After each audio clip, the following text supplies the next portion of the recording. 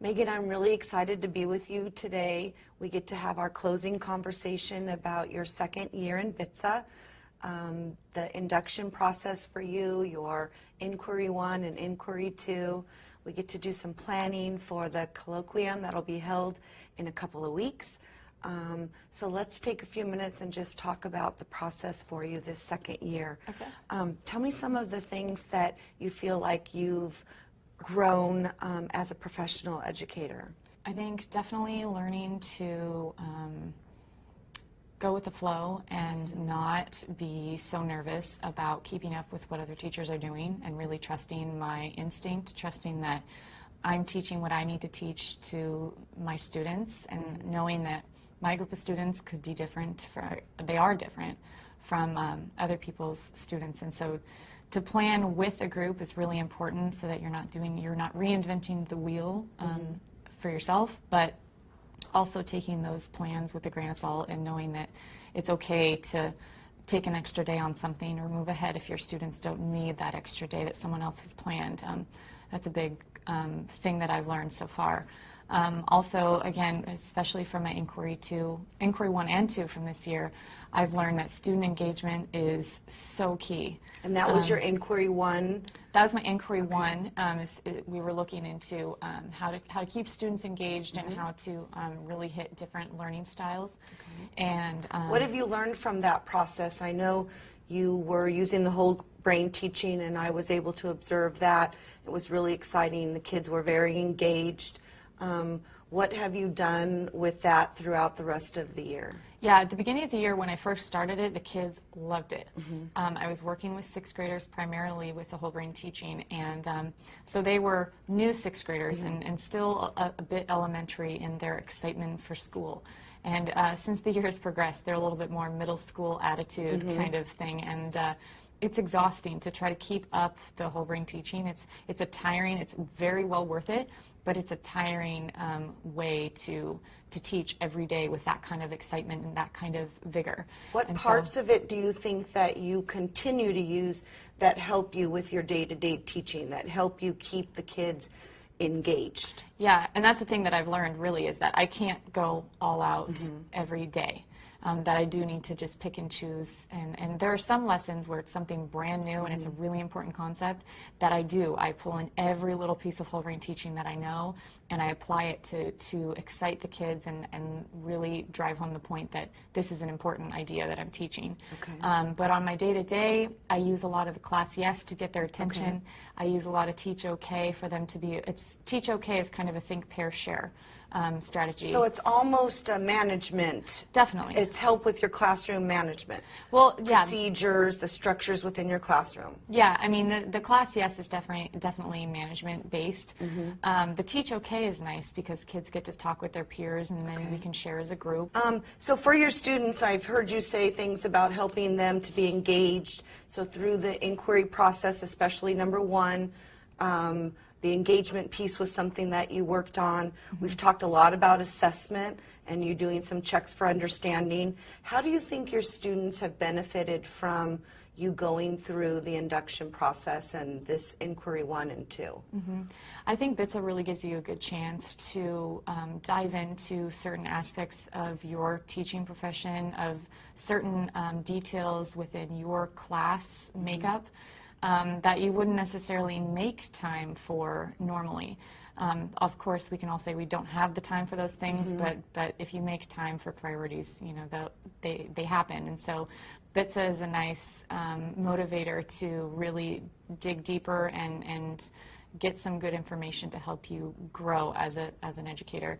And I think that my students have really benefited from my assessment piece that I looked at Inquiry 2, because I'm able to teach them exactly what they need and not extra stuff that they are already good at, and not things that are too hard that they're not ready for.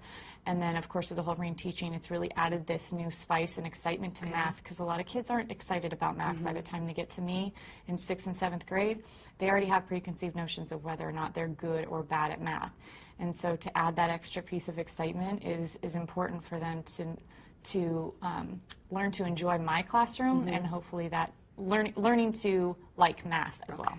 So tell me about the evidence that you have in terms of your teaching profession, in terms of your teaching practices. What evidence do you have that shows a progression from the beginning of the year to now? In terms of the engagement piece, let's start there. Yeah, for the engagement piece, I think I definitely am getting better at modifying what kind of engaging strategies I'm using, not using the same one every single time because the novelty wears off. And so to switch it up and keep it different so that they stay engaged. So not a one-size-fits-all. You have to be flexible. Right, and then also realizing which engagement strategies are more effective for what I'm trying to do. Okay.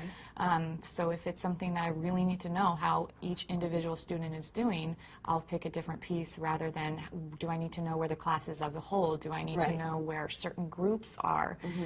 So really I'm getting a lot better at selecting specific engagement strategies that really tailor to each student and sometimes my class specifically. It's not any extra work for me, but again, the BITSA program really allowed me to dig deeper and figure out what parts of my classroom I wanted to focus on and improve specifically. Okay, Yeah. so let's take a look at the continuum. It sounds like you have a lot of evidence that supports the fact that you are making some professional growth in that area. So let's see where we could mark you on the continuum. Yeah, I guess when I first started, I marked myself in the applying, saying that I was using some online resources. I was just starting out using whole brain teaching, so I had all of those ideas were in place.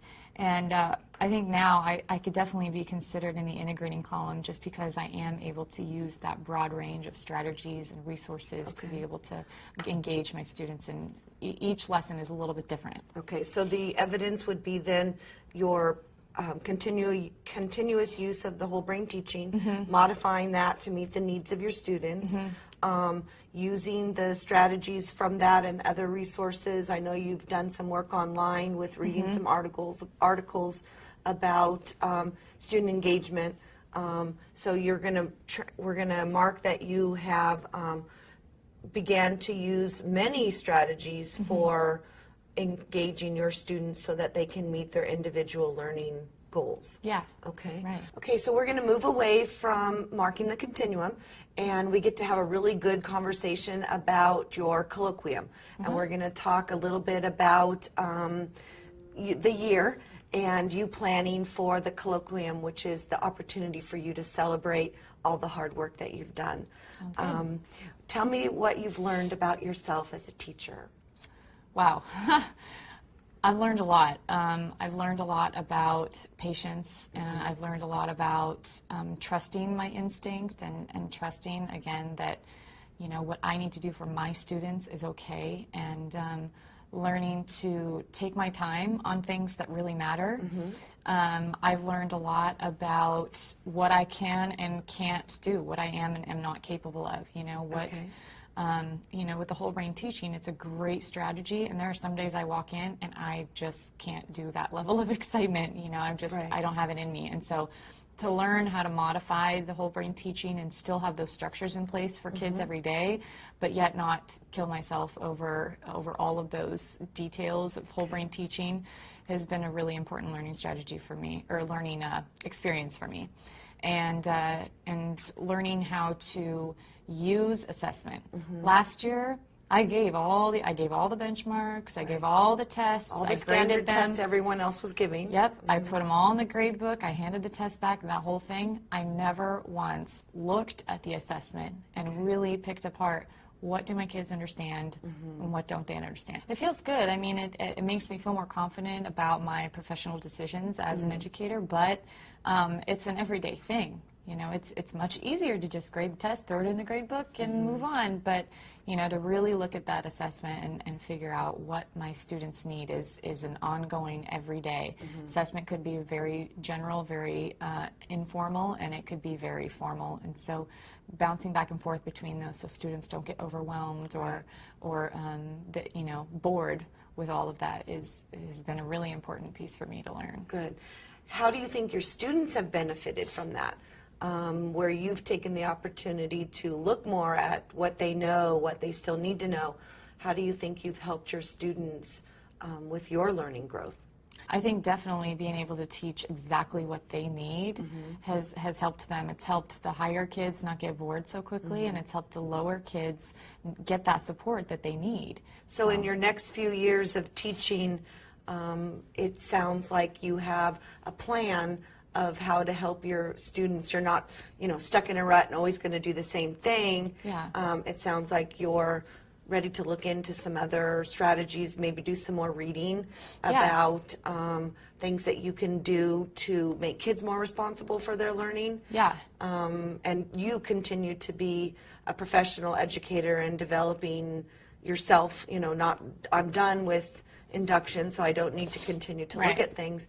It sounds like you're willing to do more research and continue the focus on student success. Yeah, I think one of the really cool things that I learned during BITSA is that observing other people teaching is so effective Good. in teaching you a little bit about yourself. And whenever I went in to observe a teacher, I know I observed you a couple times, I observed some other teachers, I took a whole day off and just went around and observed a bunch of different teachers, 20 minutes here, an hour there, and looking at things from a student's perspective and saying, wow, that is really hard to understand. She's moving really fast. Or, I really don't like how he is doing such and such activity. Or that is a really cool idea. I need to implement that in my classroom. And so, yeah, I will definitely continue to read, and I'll definitely continue to have good conversations with my peers because I feel like I can learn a lot from those. Good.